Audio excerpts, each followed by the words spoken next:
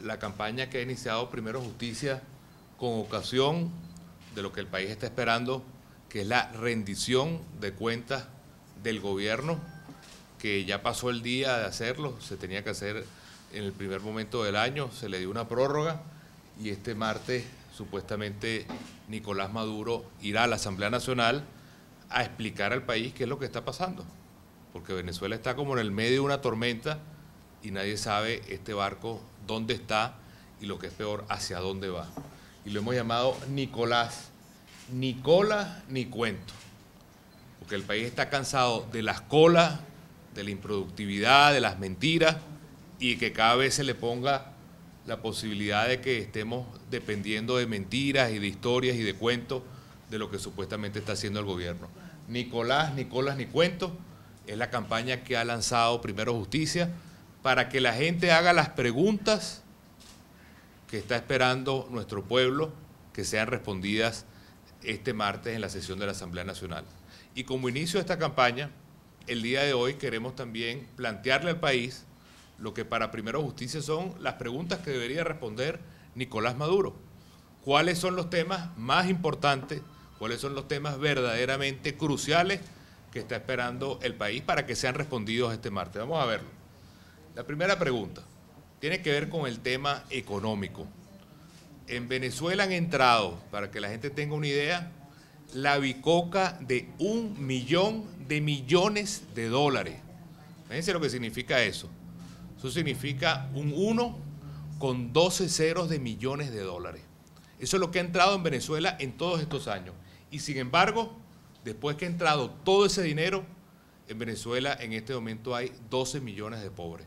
12 millones de pobres, entre los cuales hay más de 3 millones de personas que todos los días se acuestan sin comer completo.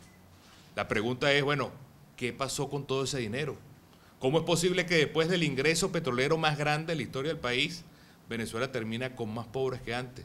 Esa es la primera pregunta que queremos que Nicolás Maduro responda el día martes. La segunda pregunta tiene que ver con el manejo de esa plata. Se habla de que en distintas gavetas, el Fonden, el Fondo Chino, el Fondo Miranda, existía nada más y nada menos que 150.000 millones de dólares. 150.000 millones de dólares que podían ser utilizados a total discreción del presidente de la República. Hoy somos un país que no sabe dónde están esos reales y que el presidente tiene que salir como un mendigo, como un recogelata, a pedir plata prestado en todo el mundo. A pedir no 150.000 millones de dólares, sino pidiendo 1.000 millones por aquí, 2.000 millones por acá, y lo que sabemos hasta ahora es que le tiraron la puerta en la cara. De tener 150.000 millones de dólares en distintos fondos de reserva, en una alcancía gigante, hoy Venezuela está arruinada. ¿Dónde están los reales, señor Maduro? Segunda pregunta. Veamos la tercera. Tiene que ver con el hecho de la administración de esos recursos. A estas alturas, donde la gente no consigue ni pañales, ni jabón, ni medicina, ni comida, porque todo se compra con dólares, bueno, resulta que esa plata, el propio gobierno ha dicho, en boca de Giordani, en boca de Rodríguez Torres, que 25.000 millones de dólares se los robaron. La tercera pregunta es, ¿dónde están los ladrones de los 25.000 millones de dólares de Cadivi? Cada hora de cola que usted hace, que yo hago en una cola esperando, es porque alguien se robó esa plata, donde debería haber hoy comida, medicina, ropa, repuestos, pañales. Bueno, como se robaron esos reales, ahora nos toca a nosotros hacer cola, porque no hay dólares para traer ni esa comida, ni esas medicinas, ni esos insumos por el país. Esa es la tercera pregunta para Nicolás Maduro. Veamos la cuarta. Tiene que ver con el hecho de la guerra económica. Supuestamente el gobierno no tiene culpa de nada, pero la verdad es, y todo el país lo sabe, que quien controla la agricultura, las tierras, la importación de la comida, la distribución de la comida, la comercialización de la comida, la producción supuestamente de fábricas de comida, que están todas hoy absolutamente paralizadas, el gobierno. Que responde el gobierno en esta cuarta pregunta, que ha pasado con la Corporación de Alimentos de Venezuela, que la tuvieron que intervenir hace pocas semanas, porque todas las fábricas de harina, de leche, de yogur, de azúcar, todas que son del gobierno, no están produciendo. ¿De quién es la culpa entonces? señor Maduro, el tema alimentario. La quinta pregunta tiene que ver con lo que ha sucedido con las expropiaciones. El gobierno tiene millones de hectáreas para sembrar, tiene empresas para producir y nada se está produciendo ni se está sembrando. ¿Qué pasó con las empresas expropiadas, señor Maduro? Que están absolutamente en ruina, con desempleo, con parálisis, sin productos en los anaqueles, sin productos para darlos en nuestra tierra. Esa es la quinta pregunta que le tenemos al señor Maduro. Luego, la pregunta número 6, el desempeño económico. Con todo y que maquillan las cifras del Banco Central, con todo y ese maquillaje, desde que comenzó Maduro en el poder, en alimentos solamente, la inflación es del 246%. Somos la inflación más alta del mundo entero. El país más rico tiene al mismo tiempo al pueblo más pobre. ¿Cómo explica Nicolás Maduro que después de tanto dinero hoy estemos en ruina y seamos el país con la inflación más alta de todo el planeta Tierra? Eso es culpa del manejo económico del gobierno y queremos explicación sobre ese desempeño económico, de por qué los venezolanos están pagando con inflación el mal manejo de la economía por parte de Nicolás Maduro. La séptima pregunta tiene que ver con el tema social. Organizaciones como las Naciones Unidas lamentablemente dicen que después de países centroamericanos como Guatemala, Venezuela también, no solamente el país con la inflación más alta del mundo, sino también el país más violento del mundo.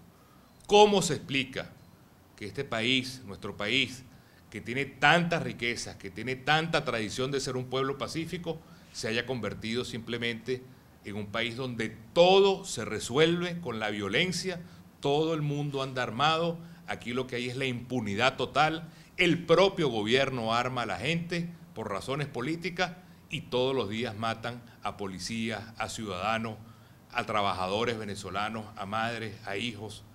¿Cómo explica Maduro que el año pasado nada más hubo 24.000 personas asesinadas en Venezuela? ¿Cómo se rinde cuenta sobre esa cifra tan absolutamente fracasada de control de la violencia? Sigamos con la pregunta número 8. Si la revolución es supuestamente para el futuro, Venezuela tiene 1.700.000 jóvenes que ni estudian ni trabajan. Jóvenes que están lanzados a tener que estar en el rebusque porque o no consiguen la posibilidad de trabajar con seguridad social, con estabilidad, con 15 o últimos, sino que tienen que salir a matar tigres, a ver cómo se meten a mototaxistas, cómo logran estar de buhoneros, cómo tienen que matar un turno en una tienda. Esa es la realidad de 1.700.000 jóvenes que están esperando que su país y que su gobierno le construya las oportunidades de empleo, de educación, de formación, que permitan que Venezuela pueda ser un país desarrollado. Si los jóvenes están perdidos sin oportunidades, no hay futuro en el país. La mayoría de la gente que está presa en Venezuela son jóvenes. La mayoría de la gente que está en la economía informal son jóvenes. La mayoría de la gente que asesinan todos los fines de semana son jóvenes. Somos el país de América Latina con más embarazo precoz. Eso es una realidad que está destruyendo nuestro futuro y el gobierno no hace absolutamente nada por asegurar el destino de los jóvenes en Venezuela. Luego, otro tema importante para la familia, la vivienda.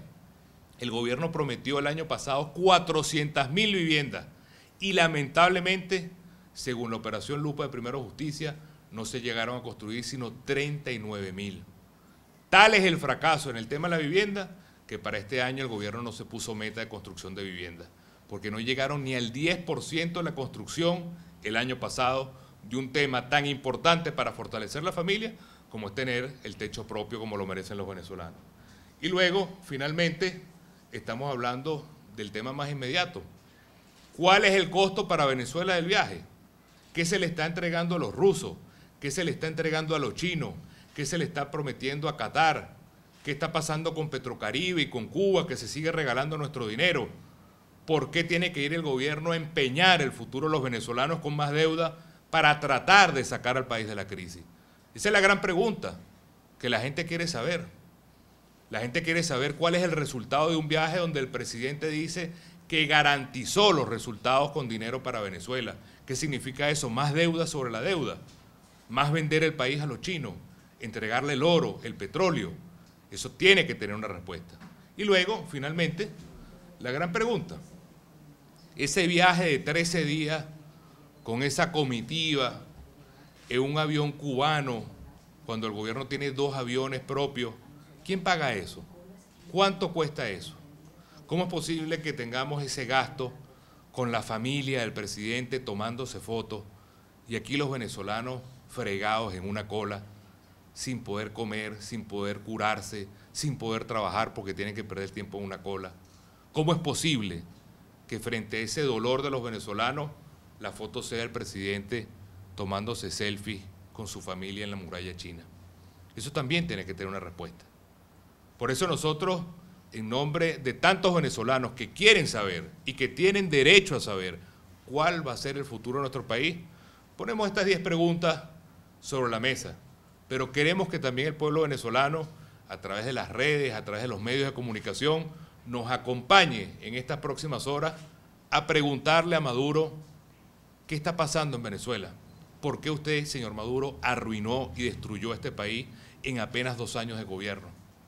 Venezuela necesita un cambio ya y nosotros estamos convencidos que a pesar de la crisis, este año Venezuela va a lograr materializar ese cambio.